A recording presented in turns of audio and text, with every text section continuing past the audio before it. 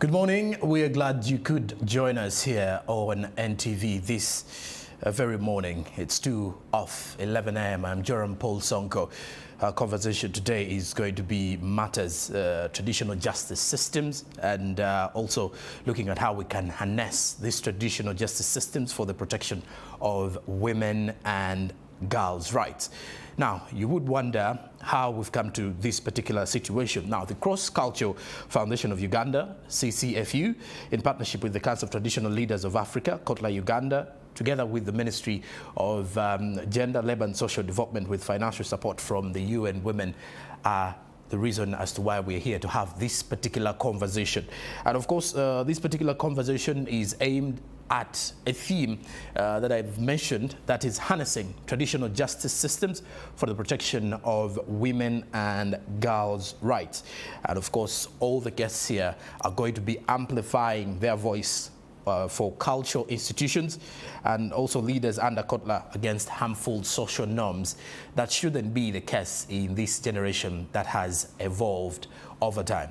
Now, joining me this morning to have this conversation and more, allow me start with my panel. I'll start off with the person who is at the extreme left of my side, Ms. Adekemi Ndieli, Deputy Country Representative, UN Women. A very good morning, ma'am. Thank you for joining us. Thank you for having us. How are you doing? How are you feeling? I'm good, thank you. And I would love to first hear from you, just before we even get into the nitty-gritties of things. How big is such a topic for discussion? It is huge. Why? Because when you look at issues around disempowerment, discrimination, especially in Africa, what the manifestation we see, child marriage, early pregnancy, female genital mutilation, gender-based violence, those are the manifestations. But when you look down in the roots, what you have are those cultural norms, social norms that manifest in what we see. So this is very important. We want to get to the root of things. All right. Indeed, we want to get to the root of things. The gentleman close to her is Mr. Chitio Richard, the Principal Gender Officer at the Ministry of Gender, Labour and Social Development. Mr. Chitio Richard, thank you very much for joining us. A pleasure meeting you, and thank you for hosting us this morning for this very important talk show. And the topic we are discussing is very pertinent, especially to this country, as we prepare to commemorate the International Women's Day 2026. It reminds us that we have to be very intentional on protecting the rights of women and girls using some traditional justice systems that are positive in that arena, but also using the formal traditional justice systems. Wow. Yes. Thank you very much for giving us that beautiful preamble, I should say. Now, I did mention something about the Cross Cultural Foundation of Uganda. We do have the executive director part of this particular panel. Allow me to introduce Ms. Barbara Babwetera, who does join us as well for this particular conversation. Thank you for joining us, Barbara. Thank you very much for hosting us, and good morning to you all, our viewers. We are glad to be here today and to discuss and focus on this important topic. And for us, when we talk about harnessing, it is so much about utilization of both the positive issues that we have within our cultural context to see how it can be used and utilized to ensure that women and girls access justice. We will delve into that, but we need to focus also on what we have as positivity that can help us to achieve. Well, closest to me, thank you very much, Barbara, for that as well. Closest to me, I do have the Cultural and Legal Affairs Minister from the Ker Alur Kingdom, Bob Opio Okech, who also joins us for this particular conversation. Mr. Opio, thank you very much for joining us. Thank you very much, Bwana Sonko, for hosting us. And we thank UN Women, Kotla, Minister of Gender, and Cross-Cultural Foundation for bringing us together. I must say this is a very, very, very huge occasion for us in this room, and also for people watching us from outside. Culture is a very, very central foundation for everything we are talking about here. Women's rights, violence against women and girls. If we don't harness this culture, integrate it into our efforts to support the women, we shall not move very far. Thank you very much. Well, indeed, we shall not go very far. It is the Women's Month. This is the month of March, where conversations about equity, where conversations about involving women in critical policy making is always up and running. On our sign language is Maureen Nambalira as we get into this particular conversation. Kemi, let me get to you. From a global and African regional perspective, how can traditional and cultural systems be leveraged as partners rather than perceived barriers to advancing women and girls' rights? Thank you very much. That's a very important question because, let me say, 20 years ago, 10 years ago, perhaps the response would have been a little different. But we've seen a lot of progress in Africa in the last 10 years or less, and we are making a very concerted progress. Many barriers that women have been facing at cultural level, at traditional level in the community have been brought to light. And we have traditional leaders that have been sensitized, that have been trained and made to understand the different nuances and challenges that men and women, girls and boys face differently. And that's why you have the gentleman sitting right next to you from the Care Alun Kingdom. Yes, so culture must be seen and engaged as part of the solution and not as part of the problem only. So we're not saying they're not part of the problem, but we're saying for us to be able to transform and bring about a change within the context, we must engage traditional institutions as part of the solution, because they, in one way or the other, maybe unwittingly or wittingly, contribute to the challenges that women and girls face, and fueling gender inequality, gender-based violence, and other kinds of challenges. So in order to advance in that area, what we've seen across Africa is, in our work as UN Women, is that we have engaged traditional institutions and we have put them at the center of this transformation. And just as was mentioned earlier on, UN Women, as well as the AU Commission, have worked together to put together a platform called the Council of Traditional Leaders of Africa. And they bring together cultural leaders across the continent of Africa to promote peace, social cohesion, development that is rooted in African values. The issue is, these are values that are homegrown, but we're looking at the positive side. Yeah, we say that there are some negative things, but we want to highlight those positive things and see how they can be utilized to advance. So one element, one very important principle is that, and I'll give you three. The first is to elevate traditional institutions within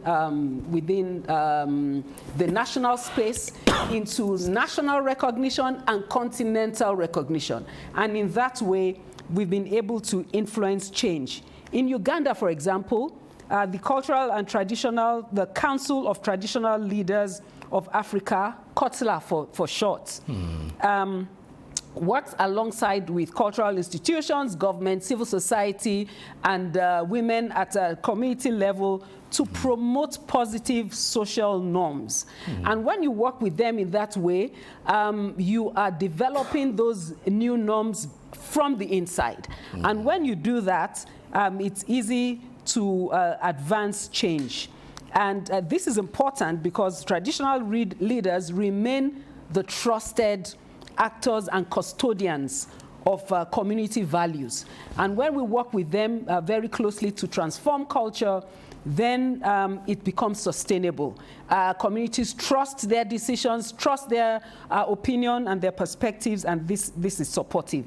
The second area, it is important that we engage traditional systems as a gateway for justice and for action.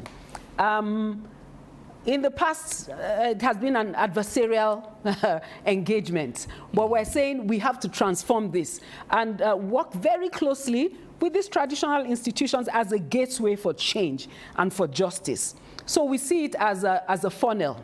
Rather than see it as traditional and regular, formal justice system working in parallel, we say that let's see it as a funnel where the traditional justice system catches those easier and less challenging areas, and when it comes to areas like rape and other things, it goes into the formal system. We have domestic violence. I've worked in communities in different African countries and in Asia Pacific where traditional leaders have been brought on board to settle family issues, communal issues, land issues that are not so challenging and don't need to go. That helps to free up the legal justice system. So we need to see them as a gateway. And this has worked in several communities across the world where UN Women works, and this is what we would like to promote. And the third area is on driving social norms transformation from within the cultural institution. So we've worked with traditional institutions like the Allure. We've also worked in Kabarole, where UN Women, shortly after COVID, worked to end child marriage, early pregnancy. We used a tool called Second Chance Education, giving the opportunity to young people who have missed out, especially women who missed out in the educational institutions as a result of early pregnancy or early marriage. And we've worked with the king there in Kabarole. I'm trying to remember his name. Yes, Toro Kingdom. Thank you very much.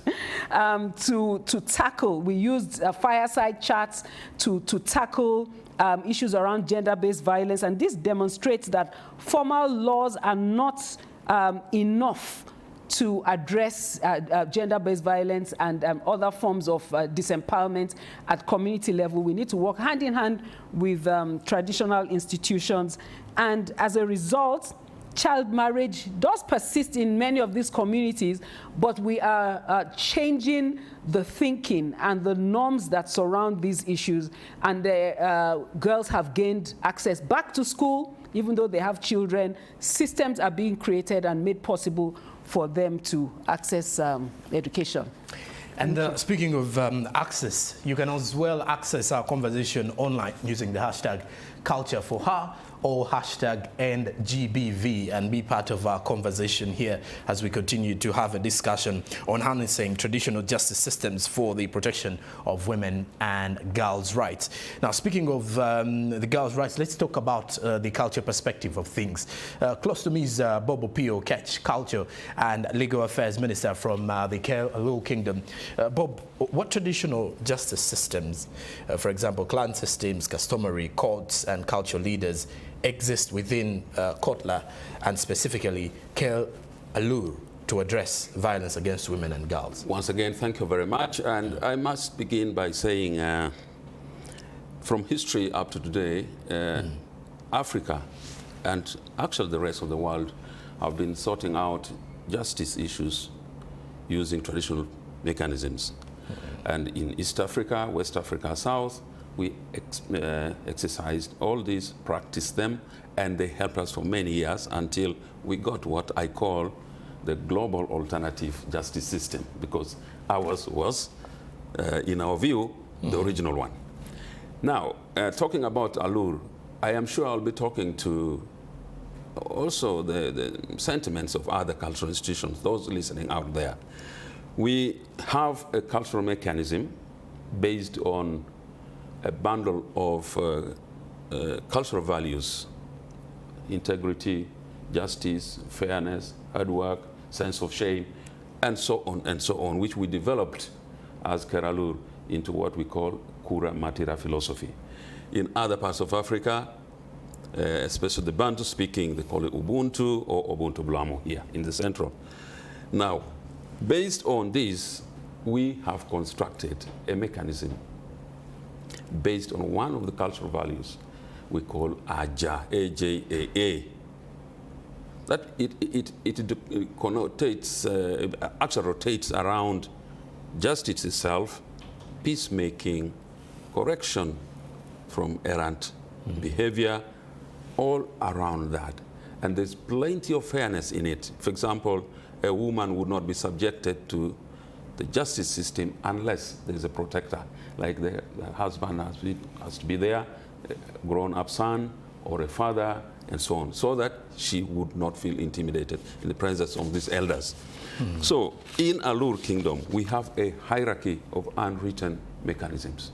They begin from the grassroots, from the bottom, from the families, and they depend, the dispensation of this justice depends on the case. For example, violence, generally violence against children, who should participate in it? Violence against women, who should be at the forefront? Like I've just said, the woman must be supported by somebody else. If it is a mixed case, or it's customary marriage, and so on and so on. So case by case. And now, Keralur appoints leadership in this structure. We have a community chairman or an elder who represents, he's a leader, he presides over a group of families. And from here, if matters were not resolved or there was no agreement, then it would be escalated upwards to the clan chief, who would again have his council of elders, and they deliberate now as a council. Sometimes this matter goes up to the chiefdom level, which is under the chief, the traditional chief, who also again convenes a group of elders. Now, from there it could go to Council of Chiefs itself, and then special groups, and maybe up to the king. And this, in this case, the king is represented by the Prime Minister, who usually presides over these cases. So we have a hierarchy. We have situation of cases which are handled. Customary marriage, there is a lot of influence of women in that. They are called wayu. Wayu are aunts. Wherever you're married, you find the brothers, sisters of the man or sisters of the woman. They usually are the first point of contact. If it is a question of marriage, there's a domestic violence, there is a misunderstanding, there is errancy in not doing the right thing according to culture. So those women are always there. The sisters of mothers, aunties, are also involved in this kind of, before these matters go to the structure we call elders, predominantly men, which is, in our view, something we should be working on. And Keralur has already started this. We are deliberately training women leaders to also be part of leadership of traditional justice systems. So this is how it works. And I believe if we did not have this, there would be so much case backlog in courts of law that they would be overwhelmed. A lot is being done at that level. In spite of the difficulties, I know there are some challenges, some negatives, then there are some distortions, and then there are the positives. Like I said, we begin from the values, Kura Matira. Thank you very much. All right. Thank you indeed. And let's get from the Executive Director of the Cross Culture Foundation of Uganda, Ms. Barbara Babwetera. When you look at the Cross Culture Foundation of Uganda's work with cultural institutions across Uganda, what examples demonstrate that traditional justice systems can actively promote and protect the rights of women and girls? Thank you very much once again. I love the sentence that my sister Kemi said, that engaging cultural and traditional leaders, institutions, is part of the solution. Yes, as much as there could be any negativities. But also the other fact that we cannot shy away from is that almost 80% of community disputes are actually resolved in the communities by the traditional leaders through their cultural institutions. So if you keep away an eye from the 80%, then you are not allowing girls and women to access justice. The other fact is that in Uganda, we have legal pluralism that is existing. That is the two legal systems existing side by side. And if you look at the strategy, the judiciary strategy that talks about alternative justice system that was developed and launched by the Chief Justice of Uganda in 2023, it acknowledges the significance and the role that the traditional justice system plays in dispute resolution and ensuring that there is coexistence, there is peaceful existence in our communities. So as the Cross-Cultural Foundation of Uganda, some of the things that we have done, realizing that we have a lot of positivities that are embedded within our traditional justice systems, we decided to build upon those positive ones through capacity building, training of cultural leaders on how to deliver well and better informed justice services. Now, I'll give an example. When you try to delve deep into all our cultural institutions, and Bob has alluded to it, we all in Uganda, even on the African continent, believe and are guided by the principle of humanness. Ubuntu bulamu, Ubuntu. So if at all you try to get in to understand, what does Ubuntu bulamu mean? Humanness. It involves fairness, justice, self-care for one another, beyond self. It involves impartiality, transparency. All that is embedded. So if at all we have those as our guiding principles, then what is the problem? Why are abuse of rights of women and girls persisting?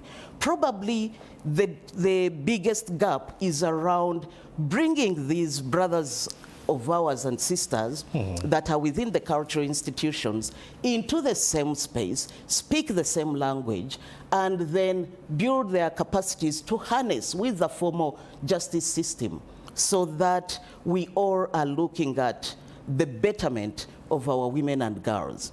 So building the capacities of cultural leaders is one of the ways that we are demonstrating and showing that they are very relevant. The biggest challenge we have found is so much around reporting. You will not find most of these cases they've handled written down. And that actually creates a big gap in terms of picking up the extent of their role that they are playing in the communities. If we acknowledge that 80% of community disputes are resolved by them, but it's not written so much anywhere. So how do we then harness that to make sure that their presence, their work is much more felt and is in tandem with what the formal justice system requires? Then the other issue is so much about documentation of these cultural values. It's something that we have done. We have a number of spaces for learning and imparting this information. One thing I must say is that according to the legal system, the formal legal system in Uganda, what is not written and as part of the law is not important. And so what we want to do is to make sure that we bring this significance within the realms of the formal justice system so that we write down what are these resources that actually the formal justice system can tap on and know that this can work. We write about the values, the belief systems, we write about the norms, and also not only the positive ones, we also must highlight the negative ones. But then we go ahead to interrogate the origin of some of these practices. And you will find that they are usually driven by something positive, a challenge that was existing at a time to be addressed, but is no longer relevant today. And the challenge is keeping on practicing and doing things in the times when there was a problem supposed to be addressed, but it is long gone. I'll give an example. We are addressing issues of widow inheritance. Widow inheritance was set up long ago for purposes of security of the women and children, for purposes of continuity, nurturing, and fitting in within the families. And that is no longer relevant today in the era of HIV and AIDS. But what we try to interrogate now using the cultural approach is picking up the positive values, for example, of providing a father figure to the orphans. And how is that done? It's done through paying school fees, guiding, counseling, but it should never involve taking over the sexual role of the deceased in the era of HIV and AIDS. And the others, we've found so much, the examples of us picking upon the loyalty and trust that communities have within their system, their legal system, the customary legal system, to utilize that to make sure that people move. If I may quote a little bit again from the judiciary strategy on alternative traditional justice systems, they quote Lord Denning, who was saying that if at all a law is to be very effective, it must be well understood by the people that it's meant to guide and serve. So what do the people understand most? You'll find that our justice systems, customary, and what is formal, are not different in terms of objectives, what they intend to address. But what becomes different is usually the practice that is used to be able to address or attain what the law, written or unwritten, intends to achieve. So you'll find that people know so much about these traditional laws written in their heads, written on their hearts, but they're not simply practicing because them. they are nurtured right from childhood with those in mind. Little do we refer to the statutory laws. As you're bringing up children and you say, please, the penal code says, thou shalt not do this. Or, but if you quote, let's say, the Bible, you are quoting examples. You see, in our culture, this is abomination. You cannot do that.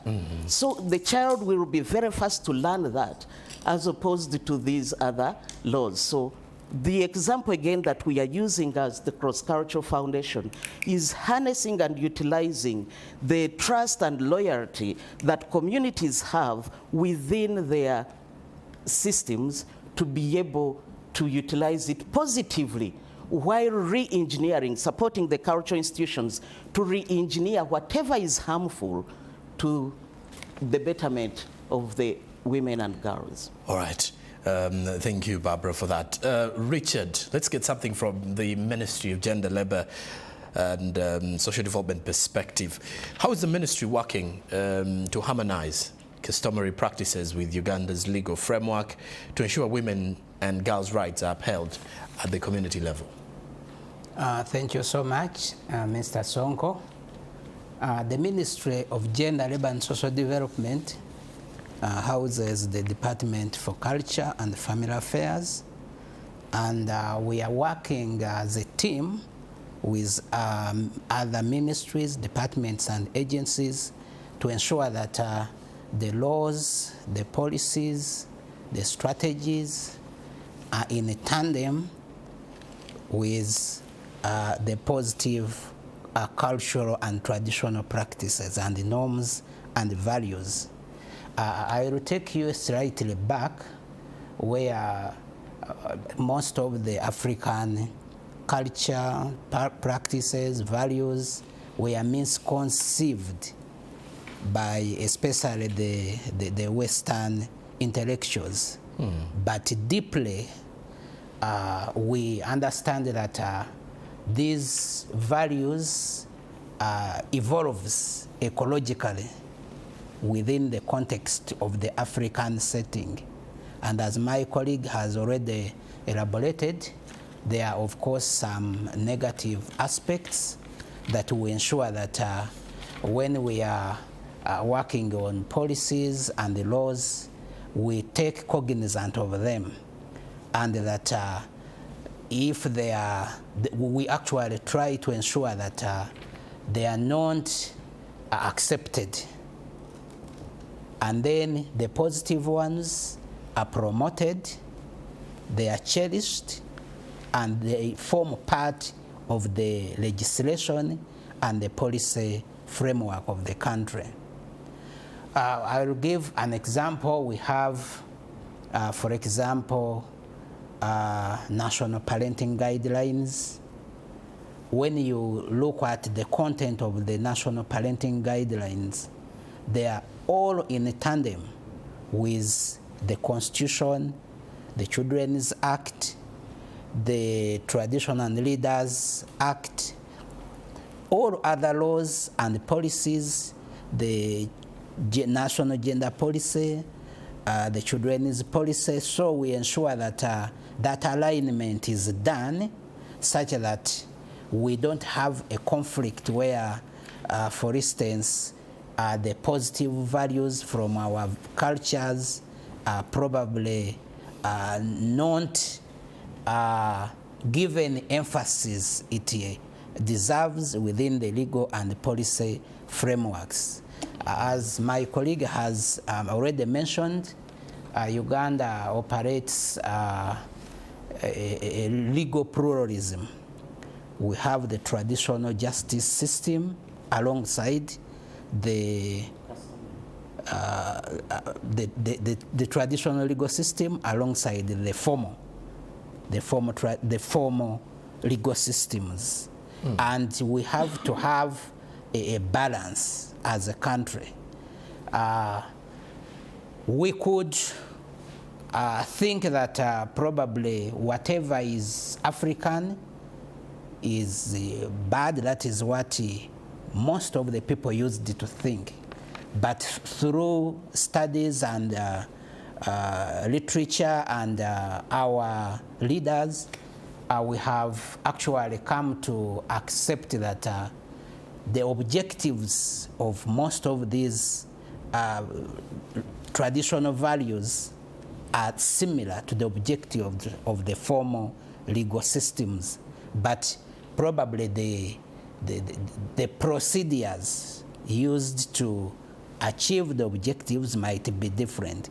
And that's where we align our work to ensure that they are not only compliant to the formal justice laws, but they are also compliant to the international legal and policy framework that the country has adopted.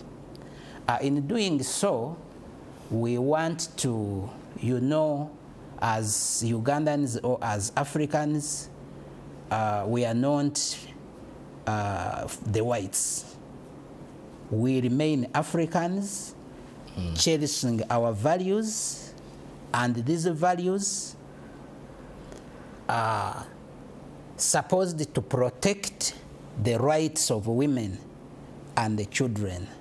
Where we find that there are some lapses here and there, that's where we put emphasis. Of course, change, as you are aware, does not happen in a day or within a short time.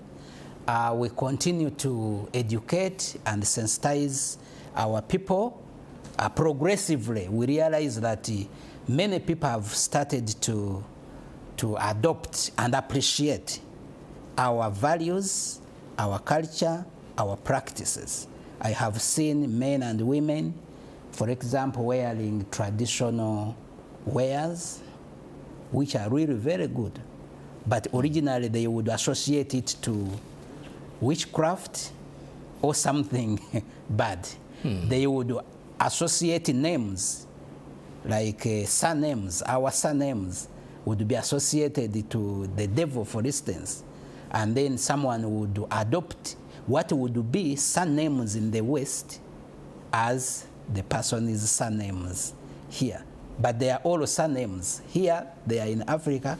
There, they are in the West. So the point to make is, since we have legal pluralism in this country, and we are aware that the biggest number of disputes in our respective districts and communities are handled by the traditional justice systems, we need to put emphasis on it and give it the attention it deserves alongside the traditional justice systems. Okay.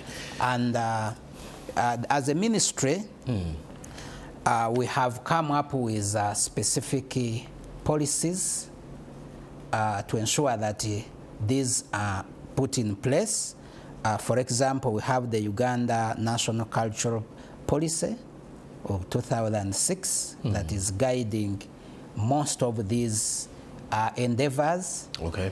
We have the National Intellectual Property Policy of 2018, which protects and commercializes the creative works, because even creative works are part of the culture. And then we have the National Museum and Monuments Policy. This one is in the Ministry of Tourism, Wildlife and Antiquities, but we are working as a team, as a government. So, with the legal and policy frameworks in place, I think we shall continue progressively to ensure that we have a mix of alternative justice systems with the formal justice systems for women and girls to access justice. Okay. But I can also add for men and boys, because within the spectrum of justice, men are equally involved, Okay. Women are involved, and then the children. Okay. Yes. Well, indeed, thank you very much, Richard. And we would also want to look at the practical safeguards that are really necessary. Let me get back to Kemi. When you look at what they have shared, I wonder, from your perspective and from the perspective of you and women, what are the practical safeguards necessary to ensure that the use of traditional systems strengthen gender justice while remaining aligned with the international laws and the international human rights commitments? Thank you for that question, and I'm happy that this question is coming after Barbara and Richard, have spoken. And they've spoken extensively about the need for alignment between the traditional justice systems and the formal justice system. This is really very critical because sometimes serious crimes that are processed within the traditional justice systems may not result in justice for the person who needs justice. I'm trying to avoid saying for the woman, but let's take rape, for example, where rape is addressed within the traditional justice system. Usually, it's, oh, just go home, or just forget about it, you know, placating. But we need to put safeguards in place to ensure that the traditional systems do not replace the formal justice system. They must be harmonized and work hand in hand so that serious crimes such as rape would not be negotiated in the traditional systems. I've worked in communities in Africa where either rape or defilement or incest gets negotiated, maybe many times against the will and the interest of the survivor. So those alignments need to take place, and there must be, for example, clear pathways of referral between our traditional justice system and the formal one. So where maybe it's first of all reported to the leader of the clan, and then it can go up, just as was said by the representative of Ker Alu Kingdom. There must be pathways into the formal justice systems rather than killing it at that traditional level and then there's no justice. So linkages between traditional justice system, the cultural institutions, the police, and the courts to ensure that justice is consistent with national laws. And in that regard, I will speak about continental law. Many people may not know about it. There's a continental convention called the Africa Union Convention on Ending Violence Against Women and Girls. This was adopted last year, about this time last year, February 2025. And that convention acknowledges the many forms of violence against women and girls are sustained by harmful traditional practices. And so this is looking at the connection between the formal and the informal justice system. So from the continental level, where the leaders in Africa are recognizing that we need to tackle this. So global to local, how can we tackle violence against women? How can we tackle disempowerment, negative cultural practices, social norms that continue to disempower agents of change? What can we do? So that was tackled at that continental level, and the convention signals a strong political commitment at the continental level to address violence against women, social norms issues, and it takes it out of the private sphere. Because many times a woman goes to report something at the police station, and say, oh, it's your husband, just go and settle with him at home. So this is not just a private matter.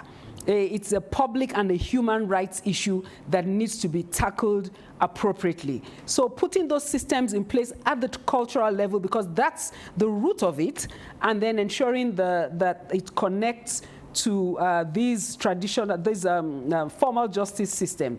The convention also emphasizes that addressing violence against women and social norms change, it requires transforming the norms at community level. It's not just operating in vacuum, that at the continental level we want to address violence against women, but we're looking at the social norms that fuel these things, and that goes to the root cause, as I had earlier mentioned.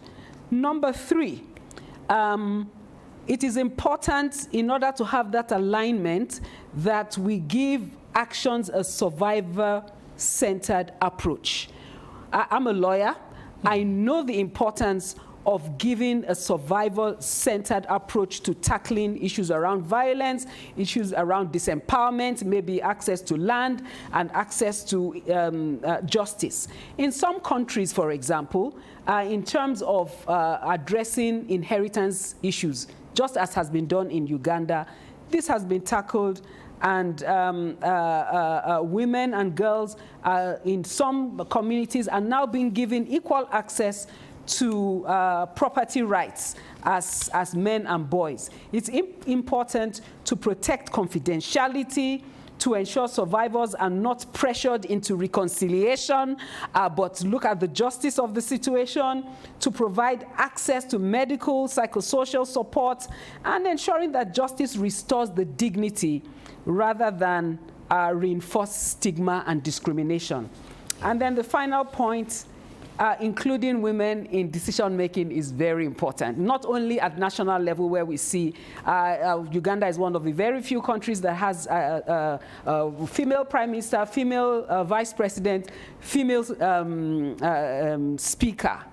So apart from that national level where decisions are being made, how about the cultural levels? We would like to see more of women supporting decision-making process at cultural level. So, for example, I've been to certain communities in West Africa where they have what in Liberia they call peace huts, where the domestic violence issues are settled with women at the helm of their affairs, where they legislate on issues around domestic violence. And in those communities, there's better justice.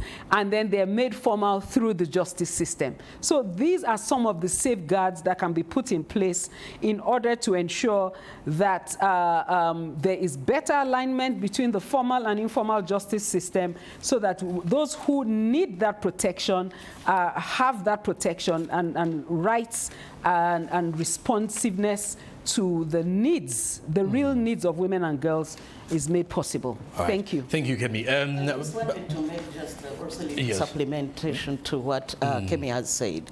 One of the key questions that we usually have at the Cross Cultural Foundation of Uganda is that how do we hold the gatekeepers of traditional justice to account, where they too have been abusive to the system itself?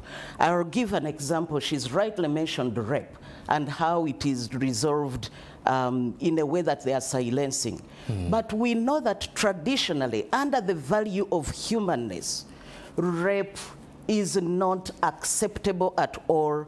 It is punished heavily, and the perpetrator is actually disgraced. And this disgrace does not only stop at the individual perpetrator, but it actually affects his family as well as the clan. So if it was that strong, what then went wrong at this time? If we are holding police officers to account, we are holding judges to account, why then shouldn't we also hold our cultural leaders to account? When again you look at those social safety networks, access to land, for example, was so much centered also around women. But things keep changing, and the more we keep silent, the more the directions get to change. Well, I love the fact that you've brought in the idea or the aspect of accountability. Bob Opiyo-Okech, as we're winding up with our conversation, I want in your parting shots to talk about how the cultural institutions can strengthen accountability, and that is within the traditional justice systems, while ensuring fairness and protection for women and girls. This is very interesting. I agree with you. Both these respectable ladies introduced the idea of accountability here. You see, there's sometimes a misunderstanding or a lack of knowledge, a short information about the cultural institutions. First, culture renews itself, and it's also dynamic. It doesn't stand in one place. Among the Alur, the chief or the king or a leader, an elder, holds some kind of special relationship with the subject. He may not kill, he may not sleep around with the subject's wife. If he did that, he would be removed from power, for example. But that's not now happening. Exactly the question Barbara is raising. What happened? Where did we get into the bush? At what point? Now, for cultural institutions, I will speak for Alur, and again I'll repeat that I know this conversation will be reflecting also on other cultures, because we have interconnected with them on other issues. We see that there are a lot more similarities, commonalities, than diversity. In our view, we think one of our Achilles' heels is documentation of the process, especially when it comes to justice. You find we cannot have repeatable, reliable, verifiable information because they are not written. Precedents are not written. And therefore, somebody can take advantage in between and make a decision because he's a chief, a clan chief, in his own way, in his own interest.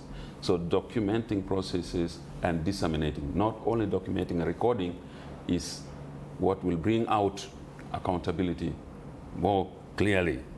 We also think that we should include women in the traditional justice system. You are very familiar, ladies and gentlemen, that usually we say a council of elders, elders have decided. When you interrogate the elders, you find they're only men, and actually older men than myself. Even me, I feel marginalized because I could make a good decision, but the elders are usually older than me. Okay. So inclusivity is very, very key. I said this at the beginning, that among the Alur society, we already have started this process deliberately. I discovered this at the royal place, at the palace, that actually the keeper of the royal regalia tools used for governance, is one of the aunties. We tried to go there and document and write. He said, aha, who are you? I am the gatekeeper here, a lady. And that included the chiefs. Even the Prime Minister told me, you have to ask her because she may not open the gates. Okay. So that is already a beginning. And inclusivity. And then construct strong intercultural collaboration for effective. You see, some cultures are stronger, better, more experienced. We should do that so that we learn from each other. And then we should engage more effectively with our line ministry, the Ministry of Gender, Labour, Social Development, and our Association of Cultural Leaders, the COTLA. Okay. And then we also have to build capacity of actors. This is very, very important. Because they can't account for themselves. Sometimes they don't also understand what everything is in their memory. And memory can be short. Okay. And therefore, educate them, build their capacity, but most important, have Kura Matira as a beginning value, or Ubuntu, which should be taught among the subjects. An ignorant subject mass is of no use for our traditional justice system. They must know for themselves so that they can contest, they can challenge decisions, and that includes women. Okay, Barbara, let me get your parting shots, but in the parting shots, how can heritage education and awareness reshape community attitudes in the long run and help transform the harmful norms? Thank you very much. One of the ways that CCFU is trying to ensure that culture becomes much more relevant is through including it in the education system, whatever is positive. One of the things that happens is that heritage education formalizes what would be dismissed as informal and irrelevant or not applicable. So when we have this written in our education curriculum, we must make sure that then we create resource materials from the different cultural institutions, processes get well written down and shared. Where they are negative and weak, then we come in to rectify and ensure that they are in tandem with the Constitution. Secondly, heritage education, if you have your curriculum, you have your reference materials, it helps to act as a reference point. For example, when we are in the courts of law and they refer to section this, subsection that of the Penal Code, as lawyers, that's what we are taught, that you must quote your source of law. So when we do heritage education, we have resource materials, then people have a reference point for where they are getting what they are asking about. And you'll find that most of the cases as they're being resolved in courts of law, you'll find that there is usually, they usually invite cultural leaders to provide information, etc. But if all this is embedded in the education system, it becomes easy. And then lastly, heritage education helps to bridge up the formal and informal, where information has found itself in the line of learning. Because sometimes when you ask people about something in our traditional justice system, they will say that is not applicable because it's not written anywhere. So we would be bridging that through the education system and also to bridge the gap between the young people and the old people. Young ones are so much detached from their culture, not knowing, but if you put it in the education system, it will help them to change their attitude and begin looking at their culture as a resource more than a disenabler. Okay, and I'm going to get a parting shot from each one of you, just one line, solutions. I'll start with Kemi. What solution, what practical solution should we consider now? Because we've spoken a lot about alignment. When culture, communities, institutions, and laws are working in the same direction, justice for women and girls is unstoppable. Okay. Indeed, it's unstoppable. Let me get Richard. What is your parting shot? Thank you very much. We need to progressively continue educating the traditional leaders and institutions on their particular roles vis-a-vis the roles of the formal justice system, so that there is harmony during the adjudication of cases. But also let me take this opportunity to inform our viewers that the International Women's Day is taking place on Sunday, 8th March 2026 at Kololo Ceremonial Grounds. They are all invited to attend. Okay, that's the national celebrations, right? Yes. Barbara, in a line? In a line. Cultural leaders document, be accountable, stand to be counted as progressive. Thank you very much, UN Women, for entrusting us and believing in us. This wouldn't have been possible if they didn't support us. All right. And Bob? We should always thank African humanness, because in that way we shall respect our women, our girls, our children. A woman is not a drum. Don't beat her.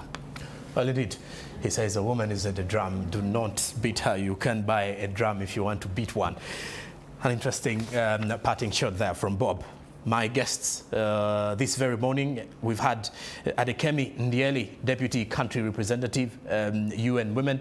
We've also had Mr. Richard Chitio, who is the Principal Gender Officer, Ministry of Gender, Labour and Social Development.